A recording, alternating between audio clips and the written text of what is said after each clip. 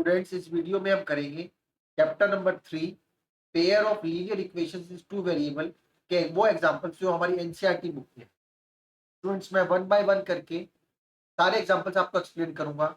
हम लोग सारे एग्जांपल्स डिस्कस करेंगे जिससे कि कोई भी क्वेश्चन इस चैप्टर से रिलेटेड कहीं से भी आए आपके बोर्ड एग्जाम में, आपको कभी भी कोई डिफिकल्टी नहीं होगी। आप सारे क्वेश्चन आसानी से सॉल्व कर सकेंगे। तो स्टूडेंट्स, आपको क्या करना है, आपको सिर्फ इस वीडियो को शुरू से लेके एंड तक सिर्फ ध्यान से सुनना है।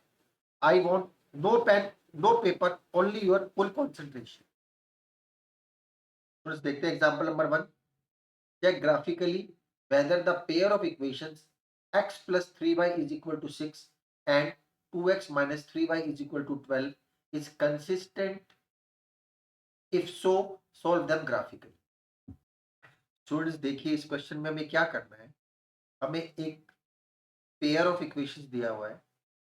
हमें इस पेयर ऑफ इक्वेशंस को ये चेक करना है कि ये कंसिस्टेंट है या नहीं, और अगर वो कंसिस्टेंट है तो हमें उसको ग्राफिकली सॉल्व करना है। स्टूडेंट्स देखिए, हमें चेक भी ग्राफिकली ही करना है, ये भी इसमें एक पॉइंट है। स्टूडेंट्स, हम इसको विदाउट ग्राफिकली भी चेक कर सकते हैं, A1 अपॉन A2 और B1 अपॉन B2 को कंपेयर करके, लेकिन हमें वो मेथड नहीं लगाना है। इसमें हमें ग्राफिकली चेक करना है। स्टूडेंट्स, कंसिस्टेंट कब होता है पेयर? कंसिस्टेंट जब होता है जब लाइंस इंटरसेक्ट करती हैं या जब लाइन कोइंसाइडिंग होती है। यूनिक सॉल्यूशन और इनफाइनाइटली मैनी सॉल्यूशन, तब हमारा जो सिस्टम होता है पेयर ऑफ इक्वेशंस का वो कंसिस्टेंट होता है। तो हम इक्वेशंस को नाम दे देते हैं 1 एंड 2 और इक्वेशंस को वन बाय वन करके सॉल्व करते हैं। फर्स्ट इक्वेशन को लिखते हैं students, x plus 3y is equal to 6। Students, हम इसमें क्या करेंगे, हम x या y में से किसी एक को, हम x या y किसी एक, हम स्टूडेंट इस क्वेश्चन में क्या करेंगे, हम x या y किसी एक की वैल्यू एज्यूम करते जाएंगे और हमें x या y में से किसी दूसरे की वैल्यू मिलती जाएगी। जैसे कि हम इस क्वेश्चन में क्या करते हैं, x is equal to 6 minus 3y। अभी स्टूडेंट्स हम y की वैल्यू लेट करेंगे, for different y values of y we will get different values of x. Let y is equal to 0। हमने y को 0 लेट किया, therefore x is equal to 6 3 into 0। फिर solve करेंगे, हमें आ जाएगा 6 माइनस 0 इज इक्वल टू 6। तो इसमें अगर हमने y की वैल्यू 0 लेट की तो हमें x की वैल्यू 6 आ जाएगी। फिर सिलेक्ट करते हैं, स्टूडेंट्स एटलीस्ट हम 3 वैल्यूज लेट करेंगे। हम अगर 2 वैल्यूज लेट करेंगे तो देखिए स्टूडेंट्स क्या होगा, ये 2 पॉइंट है, हम इन 2 पॉइंट्स को कभी भी कहीं पर भी ज्वाइन कर सकते हैं, चाहे वो किसी भी एंड पर हो, हमेशा एक स्ट्रेट लाइन ही बनेगी। 2 पॉइंट्स को ज्वाइन करके हमेशा एक स्ट्रेट लाइन ही बनेगी। 2 पॉइंट्स जो होते हैं हमेशा कॉलिनियर ही होते हैं। 3 पॉइंट्स अगर होते हैं तो अगर वो ज्वाइन नहीं हो रही, इसका मतलब हमने सिस्टम को सॉल्व करने में, हमने इस इक्वेशन को सॉल्व करने में कोई मिस्टेक की है। इसलिए हमें उससे ये पता चल जाता है कि अगर हमने कोई मिस्टेक की है तो मुझे उस मिस्टेक को अपने करेक्ट कर सकते हैं। इसलिए एटलीस्ट 3 पॉइंट्स लेने चाहिए। Let y is equal to 2। तो y की वैल्यू 2 लेट की, therefore x is equal to 6 minus 3 into 2। Solve किया, 6 माइनस 6 इज इक्वल टू 0। हमने अगर y की वैल्यू 2 लेट की तो हमारी x की वैल्यू 6 0 आ गई। स्टूडेंट्स, हम नेगेटिव पॉजिटिव या एक दो नंबर छोड़ के कोई भी वैल्यू ले सकते हैं। ये जरूरी नहीं है कि 0 1 2 3 ही लेना है, हम अपनी इक्वेशंस के हिसाब से वैल्यू ले सकते हैं। अभी देखिए स्टूडेंट, इसमें हम लेते हैं let y is equal to 4। Therefore x is equal to 6 minus 3 into 4, 6 minus 12, it will come minus 6। Students, हमारी दो, हमने इक्वेशन को सॉल्व किया, x की value in terms of y को, x की value in terms of y निकाला, y की डिफरेंट डिफरेंट वैल्यूज लेट की तो हमें x की डिफरेंट डिफरेंट वैल्यूज आ गई। फिर जब हम दूसरी इक्वेशन को देखते हैं, 2x minus 3y is equal to 12। तो इस इक्वेशन में हमने पहले इधर x को रखा था, इस इक्वेशन में मैं y को इधर रखता हूँ, ये बताने के लिए कि हम x और y दोनों में से किसी की भी वैल्यू निकाल सकते हैं। हम इधर भी x को रख सकते हैं, इधर भी y को रख सकते हैं। मैं सिर्फ y को इधर इसलिए रख रहा हूँ क्योंकि ये डिफरेंस पता चलने के लिए कि हम x की वैल्यू या y की वैल्यू कुछ भी किसी की भी वैल्यू निकाल सकते हैं इन टर्म्स ऑफ x और y। तो स्टूडेंट्स देखिए -3y is equal to 12 minus 2x, y is equal to 12 minus 2x upon में -3। स्टूडेंट्स अब हम x की डिफरेंट डिफरेंट वैल्यूज लेट करेंगे so that we will get different different values of y। Students हम इधर table बना लेते हैं एक, हम एटलीस्ट 3 वैल्यूज लेट करेंगे। Let x is equal to 0। Student हम 0 से स्टार्ट करते हैं। therefore y is equal to 12 minus 2 into 0 divided by -3। it will come 12 upon -3, it will come 4 -4, so y will come -4 and x is our 0। x की value late करते हैं, x की अब दूसरी वैल्यू लेट करते हैं स्टूडेंट्स। x की क्या वैल्यू लेट करें कि हमारा -3 से वो डिवाइड हो जाए। तो इसके लिए स्टूडेंट्स हम सोचते हैं थोड़ा सा, हम x की वैल्यू को 3 लेट लेट करते हैं। Let x is equal to 3, therefore y is equal to 12 minus 2 into 3 upon में -3। सोल्व करेंगे स्टूडेंट्स, 12 minus 6 अपॉन में -3, we will get 6 by -3, it will come -2, so y will come -2 if x is 3। again students, x is equal to 6, therefore y is equal to 12 minus 2 into 6 upon में -3, it will become 0 upon -3, it will come 0। so if x is 6, y is 0। Consistent होने के लिए या तो हमारा unique solution मतलब lines intersect करनी चाहिए या हमारी लाइन कोइंसाइडिंग होनी चाहिए, मींस इनफाइनाइटली मैनी सॉल्यूशंस होना चाहिए।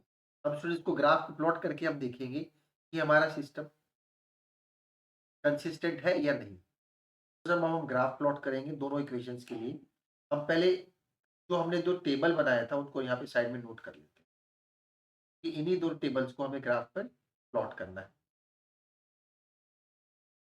फर्स्ट इक्वेशन के लिए टेबल था students 6 0 0 2 and -6 and 4। Second equation के लिए टेबल था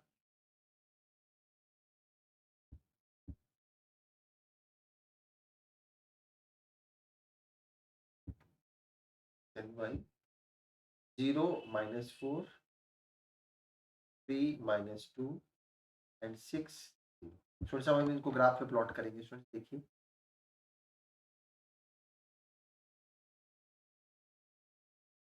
फ्रेंड्स ये हमारा एक्स एक्सिस है, ये फ्रेंड्स हमारा एक्स का पॉजिटिव है, ये हमारा एक्स का नेगेटिव है।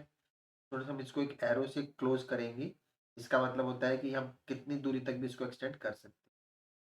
ये y का नेगेटिव है, y का पॉजिटिव है, our origin where these two axes meet। Friends यहाँ पे हम पॉइंट्स लगाते हैं, एक एक बॉक्स छोड़ के पॉइंट्स लगाएंगे स्टूडेंट्स। 1 2 3 4 5 6, 1 2 3 4 5। फ्रेंड्स इक्वल डिस्टेंस लेंगे जो हमारी ग्राफ शीट में हमें देखेंगे तो हमें पता चल जाएगा। इधर भी स्टूडेंट्स करते हैं, सेम डिस्टेंस लेंगे स्टूडेंट्स, गैप नहीं रखेंगे, कंसिस्टेंसी होनी चाहिए इधर। -1 -2 -3 -4 -5 -6। स्टूडेंट्स हम हमारे जो पॉइंट्स हमने डिटरमिन किए हैं स्टूडेंट्स, जो हमने पॉइंट्स फाइंड आउट किए हैं, हम उसके हिसाब से ग्राफ प्लॉट करेंगे। कहीं ऐसा ना हो कि आपने पॉइंट ले लिया 12 यहाँ पे और आपने ग्राफ में पॉइंट 12 नहीं बनाया। तो आप इस इन पॉइंट्स को देखने के बाद इन पॉइंट्स को ध्यान में रख के ही अपना ग्राफ प्लॉट करेंगे। जिस पॉइंट की हमें जरूरत है उस पॉइंट को ग्राफ पे जरूर प्लॉट करेंगे। 1 2 3 4 5। देखिए स्टूडेंट्स फर्स्ट पॉइंट है 6 एंड 0। 6 x का 6 है, x एक्सिस पे है, 6 को देखा, y का 0 है स्टूडेंट्स, यहीं पर हमारा पॉइंट हो जाएगा। तो पॉइंट हो जाएगा 6 कोमा 0। स्टूडेंट्स हम इसको एक सर्कल से डिनोट करेंगे और उस पॉइंट की वैल्यू लिखेंगे क्या है, उस पॉइंट के कोऑर्डिनेट्स लिख देंगे 0 एंड 2। 0 x हो गया, 2 पे इधर जाएंगे स्टूडेंट्स, ये हमारा हो जाएगा 0 2 -6 एंड 4। x का -6 है और y का 4 है स्टूडेंट्स, इधर आ जाएगा हमारा पॉइंट -6 एंड 4। तो इन तीनों पॉइंट्स को अगर हम ज्वाइन करेंगे तो will get a straight line, will get a straight line. तो इस लाइन को भी हम एरो से क्लोज करेंगे और स्टूडेंट जो हमारी इक्वेशन है वो इस लाइन पे लिख देंगे। जो हमारी सॉल्व करने की जो इक्वेशन है वो स्टूडेंट इस लाइन पे हम लिख देंगे। हमारी इक्वेशन क्या है स्टूडेंट्स, देखिए x plus 3y is equal to 6। जो हमारी इक्वेशन थी हमने इस लाइन पे लिख दिया। अभी स्टूडेंट दूसरी इक्वेशन को देखते हैं। 0 minus 4, 0 minus 4, it will come here, you will write 0 comma minus 4, 3 minus 2, 3 and minus 2, it will come somewhere here, you will write 3 minus 2, 6 and 0, it is same here, you will again join these 3 points,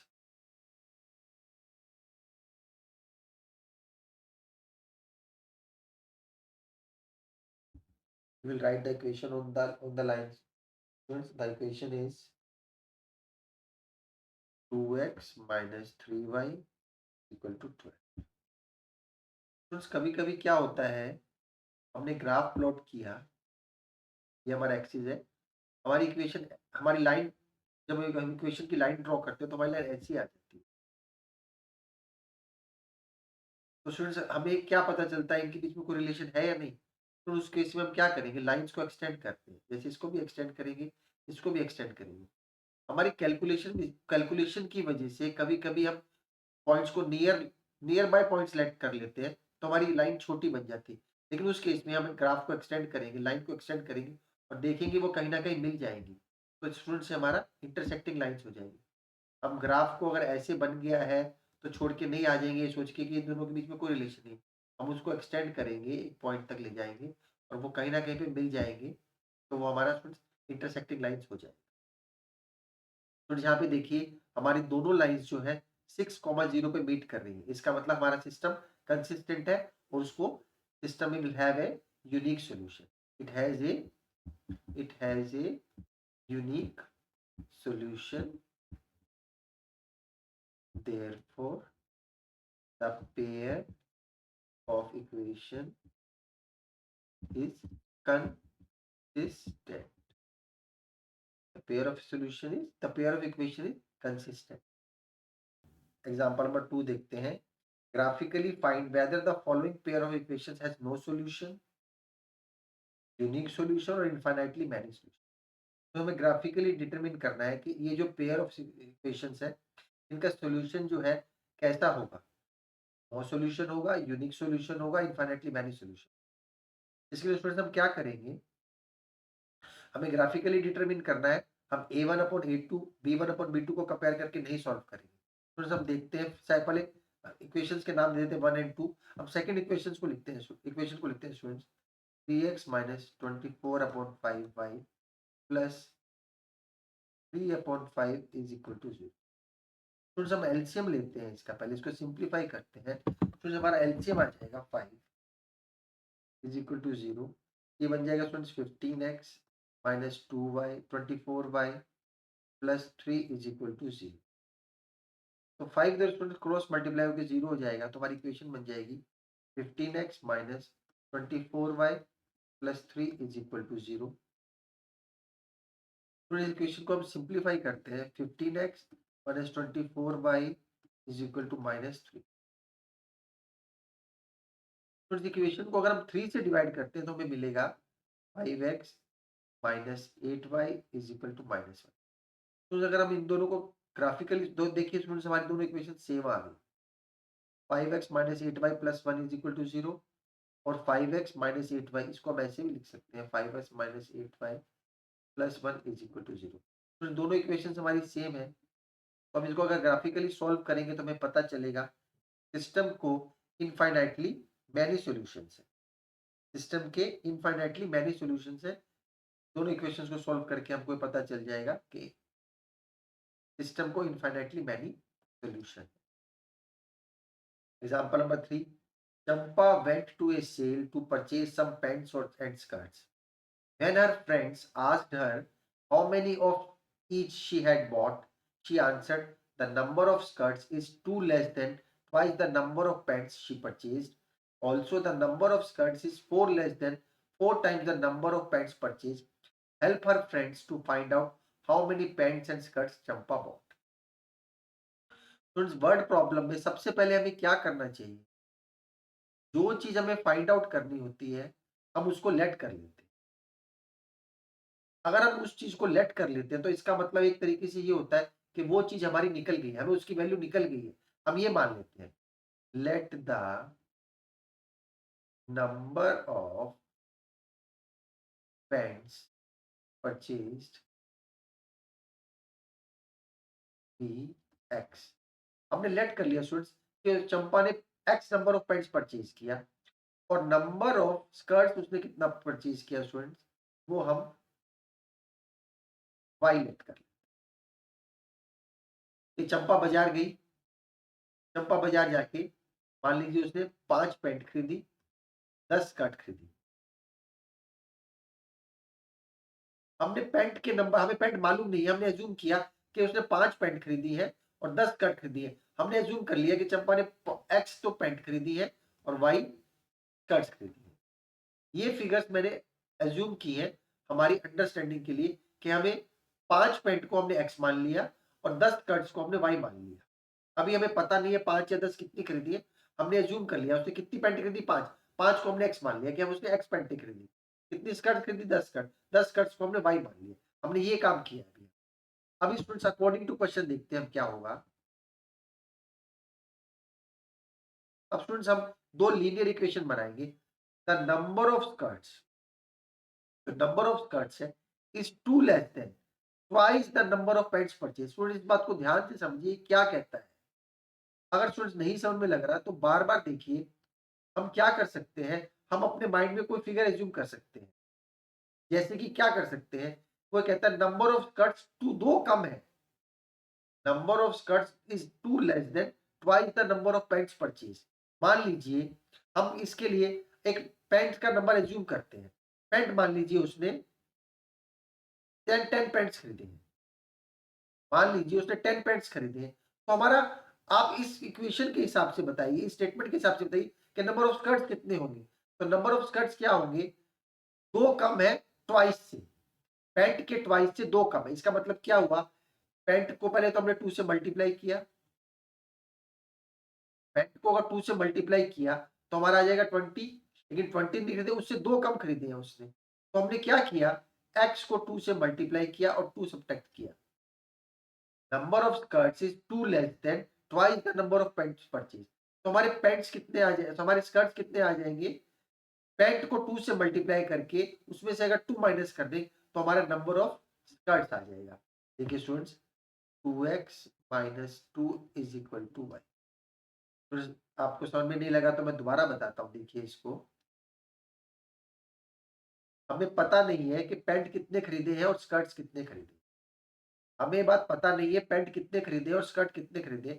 इसके लिए हम क्या करेंगे, हमें number of skirts वो बोलता है two less than twice the number of pants purchase. तो हम कोई भी फिगर एज्यूम कर लेते हैं, हम लेट करते हैं कि पैंट उसने 20 पैंट्स खरीदे हैं। अगर उसने 20 पैंट्स खरीदे हैं जो कि स्कर्ट्स से वो बोलता है, और जिसके लिए वो बोलता है कि स्कर्ट दो कम है ट्वाइस से, पैंट के ट्वाइस से स्कर्ट जो है दो कम है। तो हमारा 20 क्या है, एक्स है, 2 into X minus 2 is equal to 1। तो हमारा नंबर ऑफ स्कर्ट्स आ गया। यही स्टूडेंट्स हमने यहाँ पे किया। ये हमारा इक्वेशन नंबर 1 बन जाएगा स्टूडेंट्स। सेकंड देखते हैं equation. Also the number of skirts is 4 less the 4 times the number of pants purchase. Students इसको आप अपने आप सोचिए, यही सेम रूल लगाएंगे स्टूडेंट्स इसमें भी। अभी दूसरी बात वो क्या कहता है, number of skirts is 4 less than 4 times the number of pants purchase. Suppose कीजिए उसने पैंट अब की बार 30 खरीदे हैं, 30 से वो कहता है 4 लेस देन 4 टाइम्स, इसको 4 टाइम्स किया, उससे 4 कम। तो स्टूडेंट्स हमारा क्या हो जाएगा, 4x minus 4 is equal to Y. हमारी दूसरी इक्वेशन हो जाएगी 4x minus 4 is equal to Y. तो हमारे पास दो इक्वेशन आ गई। अभी आप देखिए, 2x minus 2 is equal to Y, 4x minus 4 is equal to Y. इन स्टूडेंट्स इन दोनों इक्वेशंस को 1 बाय 1 करके सॉल्व कर लेंगे तो स्टूडेंट्स हमारी x और y की वैल्यू आ जाएगी। और स्टूडेंट्स इसको हमें ग्राफ पे सॉल्व करना है। दोनों इक्वेशन को सॉल्व करेंगे 1 बाय 1 करके। हमारी x और y के स्टूडेंट्स देखते हैं कैसे करेंगे। और फर्स्ट इक्वेशन लेते हैं, 2x minus 2 is equal to Y. First equation लेते हैं students, 2x minus 2 is equal to Y. अब स्टूडेंट्स x की वैल्यूज लेट करते जाएंगे, हमें y की वैल्यूज निकलती जाएगी। अब टेबल बना लेते हैं स्टूडेंट्स एक x and y, let x is equal to 0। Students अगर मैं x की वैल्यू 0 लेट करूंगा तो देखिए क्या होगा, 2 into 0 minus 2 is equal to y। तो स्टूडेंट्स y की वैल्यू कितनी आ जाएगी, -2। -2 x की वैल्यू 0 लेट की है, let x is equal to 1 let किया x को, तो y की वैल्यू कितनी हो जाएगी स्टूडेंट्स, देखिए 2 into 1 minus 2 will become 0। Let x is equal to 2 let किया students, therefore y is equal to 2 into 2 minus 2, it will become 4 minus 2, it will become 2। तो देखिए y की वैल्यू, x की वैल्यू 0 लेट की तो हमारे y की value -2 आ गई, x की वैल्यू 1 लेट की तो y की वैल्यू 0 आ गई, x की वैल्यू 2 लेट की तो y की वैल्यू 2 आ गई। तो सेकंड इक्वेशन देखेंगे, 4x minus 4 is equal to y। Now let x is equal to 0, therefore y is equal to 4 into 0 minus 4, it will become 0, it will become -4। Students table बना लेंगे हम लोग,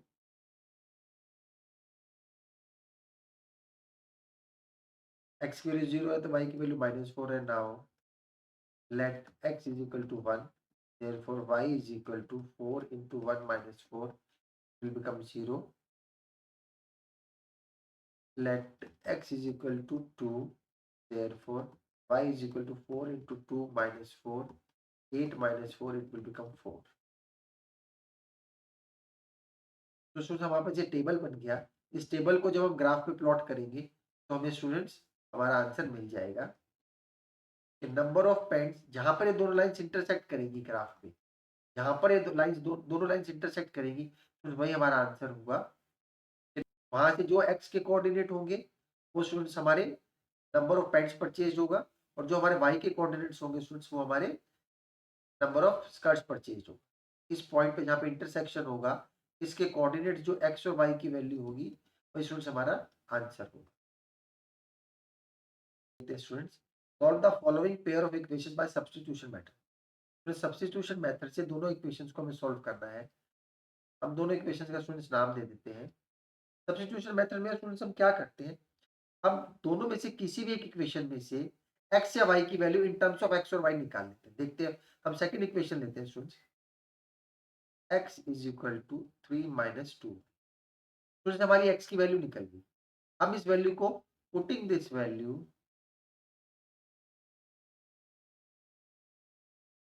इन equation number 1 we get. Students हम हमारी जो value निकली x की हम उसको इक्वेशन नंबर 1 में डालते हैं। 7 x की जगह डालेंगे 3 minus 2y minus 15y is equal to 2। अब देखिए स्टूडेंट सोल्व करते हैं। स्टूडेंट्स हम जब भी हमारा इज इक्वल टू का इक्वेशन का क्वेश्चन होता है हम इधर इंप्लाइज दैट लगाते हैं।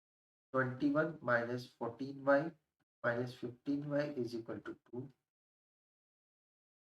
ये स्टूडेंट्स बन जाएगा हमारा 29 minus 29y, it will go to that side, it will become minus 21 minus 29y is equal to, it will become minus 19, y will become 19 upon 29, the value of y will come 19 upon 29। Now putting this value, putting the value of y in equation number 2। अब equation number 2 में students y की value डाल लेते हैं। हम student किसी में भी डाल सकते हैं, और फर्स्ट इक्वेशन में भी डाल सकते हैं, सेकंड में भी। सेकंड हमें देखने में थोड़ा सिंपल लग रहा है इसलिए हमने सेकंड में डाला है। x प्लस 2 y की वैल्यू 19 अपॉन 29 इज इक्वल टू 3। फिर सॉल्व करेंगे, उधर लेके जाएंगे माइनस 38 अपॉन में 29, x सॉल्व करेंगे एलसीएम 29 आएगा। 29 को स्टूडेंट्स 3 से मल्टीप्लाई करेंगे, 29 इंटू 3 करेंगे 87 आ जाएगा। 87 माइनस 38 इज इक्वल टू 87 में से माइनस स्टूडेंट्स 38 सब्ट्रैक्ट करेंगे, वी विल गेट 49। तो our answer will be 49 upon में 20। तो स्टूडेंट्स हमने सब्स्टिट्यूशन मेथड से देखा, x की वैल्यू आ गई 49/29, एंड y की वैल्यू होगी 19/12। स्टूडेंट्स सबसे पहले देखिए सब्स्टिट्यूशन मेथड होता क्या है। सब्स्टिट्यूशन मेथड में हम लोग क्या करेंगे, हम दो इक्वेशंस दी हुई है, दोनों में से किसी भी इक्वेशन से, ये हमारी चॉइस है स्टूडेंट, हमें कोई रिस्ट्रिक्शन नहीं है कि हमें किस इक्वेशन को लेना। जिस इक्वेशन को हमें लग रहा है देख के कि हमें इजीली कर सकते हैं, हम कोई भी एक इक्वेशन सिलेक्ट कर लेंगे। हम उस इक्वेशन से x या y की वैल्यू निकाल लेंगे इन टर्म्स ऑफ x या y। हमने इधर x की वैल्यू निकाली इन टर्म्स ऑफ y।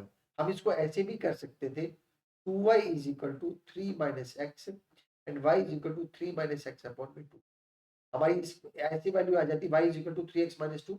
मतलब y की value in terms of x भी आ सकती है और x की value in terms of y भी आ सकती है। हम आइदर वे यूज करके हम x या y की वैल्यू निकाल लेते हैं।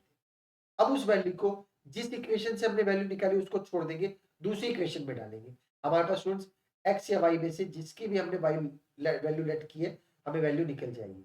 अब y की वैल्यू को दोनों में से फिर से किसी एक इक्वेशन में डाल के हम x की वैल्यू निकाल लेंगे। तो student this is called our substitution method. Students आपको कैसा समझ में आ रहा है मुझे कमेंट करके जरूर बताइएगा। अगर कोई आपको डिफिकल्टी है तो students I am waiting for your comments. Fifth देखते हैं students, solve the following question. Aftab tells his daughter, 7 years ago I was 7 times as old as you were then, and also 3 years from now I shall be 3 times as old as you will be. Isn't this interesting?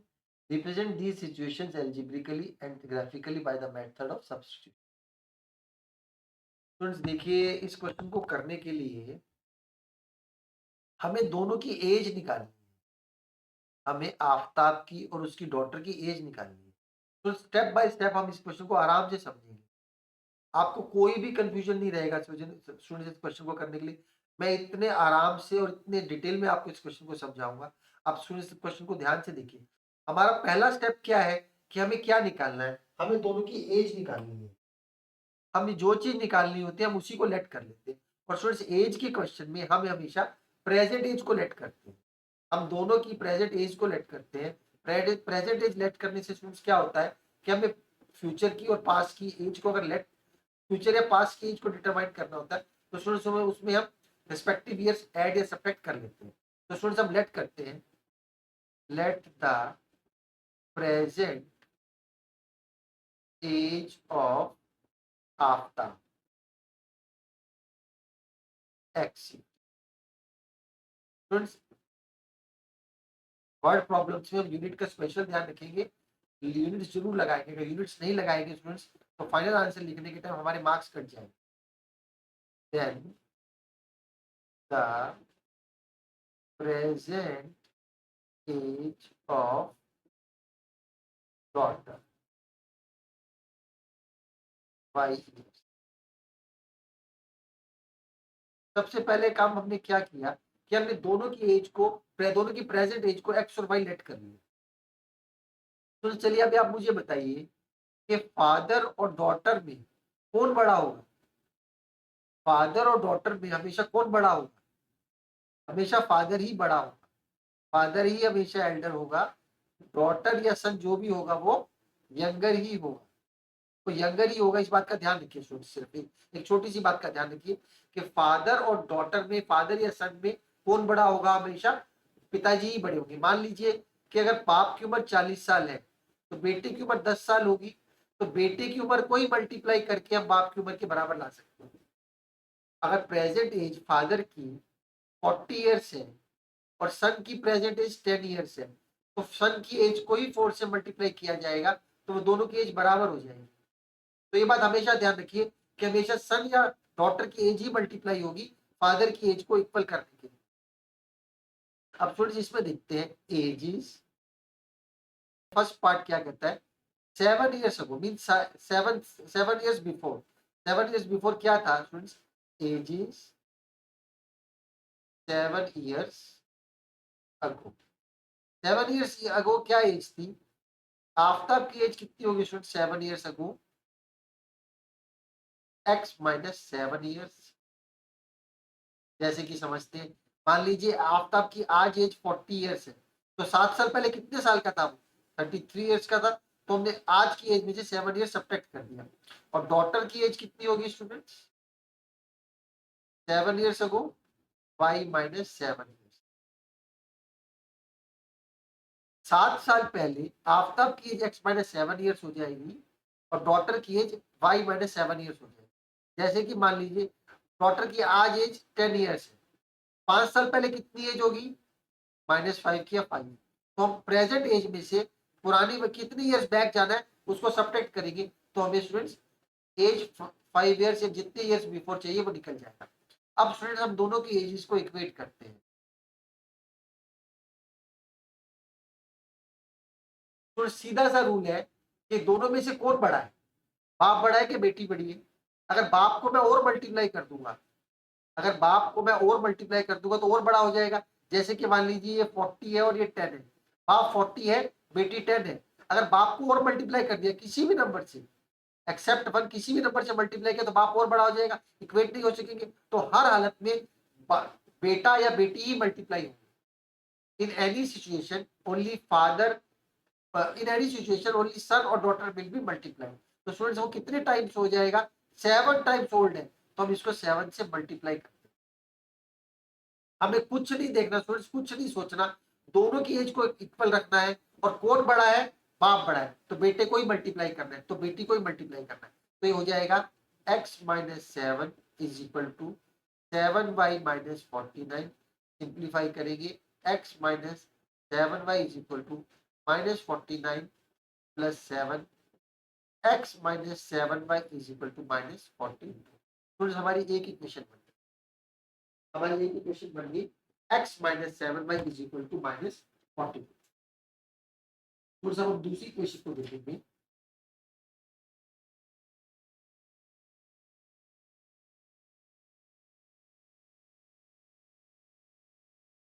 अभी students वो बोल रहा है 3 years from now, means वो future की बात कर रहा है।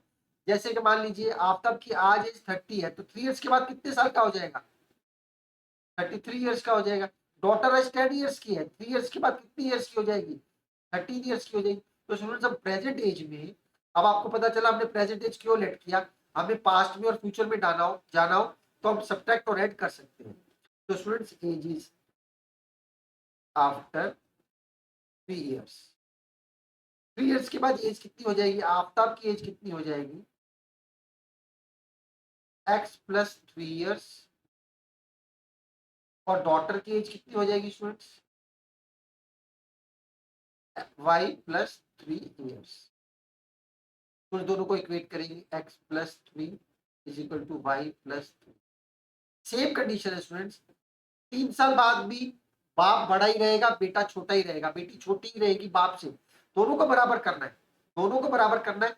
कितने टाइम्स ओल्ड है, 3 टाइम्स ओल्ड है, बाप 3 टाइम्स ओल्ड है, तो बेटी को 3 से मल्टीप्लाई कर देंगे। सॉल्व करेंगे x plus 3 is equal to 3y plus 9, x minus 3y is equal to 9 minus 3, x minus 3y is equal to 6 आ जाएगा स्टूडेंट्स। तो सब हमारे पास दो इक्वेशंस आ गई, दोनों इक्वेशन को सब्स्टिट्यूशन मेथड से अगर हम सॉल्व करेंगे तो हमें फादर की एज, आफ्ताब की एज मिल जाएगी। आफ्ताब की जो एक्स की वैल्यू होगी वो आफ्ताब की एज होगी। तो आफ्ताब की एज आएगी स्टूडेंट इस क्वेश्चन में सॉल्व करने के बाद 42 इयर्स। और डॉटर की एज आएगी स्टूडेंट्स, वाई की जो वैल्यू होगी दैट इज 12 इयर्स। तो स्टूडेंट्स हमारी प्रेजेंट वैल्यूज आएगी, हमें प्रेजेंट वैल्यूज ही निकालनी है। तो स्टूडेंट इस क्वेश्चन में ध्यान रखेंगे, फाइनल आंसर लिखते समय यूनिट जरूर लगाएंगे और सिर्फ एक्स और वाई की वैल्यू निकालकर नहीं छोड़ देंगे। हम लिख कर आएंगे the present age of Aftab is 42 years and the present age of daughter B and the present age of daughter is 12 years. अब स्टूडेंट फाइनल आंसर में स्टेटमेंट में लिख कर आएंगे कि हमारी आफ्ताब की एज या कुछ भी क्वेश्चन होगा हम रिप्रेजेंट करके आएंगे, सिर्फ एक्स और वाई की वैल्यू निकाल के नहीं छोड़ेंगे। हम कंप्लीट लिखेंगे the age of Aftab is इतने years and the age of daughter is इतने इयर्स। स्टूडेंट्स हमारे चैप्टर नंबर 3 के एग्जांपल्स का फर्स्ट पार्ट है, सेकंड पार्ट हम सेकंड वीडियो में करेंगे। स्टूडेंट्स आपको वीडियो कैसा लगा मुझे कमेंट करके जरूर बताइए। सिर्फ स्टूडेंट्स आपको अभी वीडियो बंद करने के बाद वीडियो को एक बार, दो बार, तीन बार, जब तक जितनी बार चाहे आप सुन सकते हैं। लेकिन स्टूडेंट्स आप पेन और पेपर का यूज वीडियो को सुनने के टाइम मत कीजिए, वीडियो को बंद कीजिए। उसके बाद अपना पेन और पेपर लीजिए, अपनी बुक लीजिए, बुक में से क्वेश्चन देखिए और वन बाय वन करके सारे क्वेश्चन अपने आप सॉल्व करने की कोशिश कीजिए। जब आपको प्रॉब्लम आए स्टूडेंट्स, तो आप मुझे कॉन्टेक्ट कर सकते हैं, मुझे कमेंट कर सकते हैं, मैं आपके कमेंट्स का आंसर दूंगा स्टूडेंट्स। अपने आप क्वेश्चन, आप जितनी बार क्वेश्चन को अपने आप करने की कोशिश करेंगे, उतने आपके डाउट्स ज्यादा क्लियर होंगे। इसलिए स्टूडेंट्स, मेरी यही एडवाइस है आपको कि आप वीडियो सुनने के टाइम पे सिर्फ अपना कंसंट्रेशन बना के रखें। अगर आपका फुल कंसंट्रेशन रहेगा वीडियो सुनने के टाइम पे, तो क्वेश्चन को जब सॉल्व करेंगे आप, आपको कोई प्रॉब्लम नहीं आएगी। We will meet you in the second video for this chapter.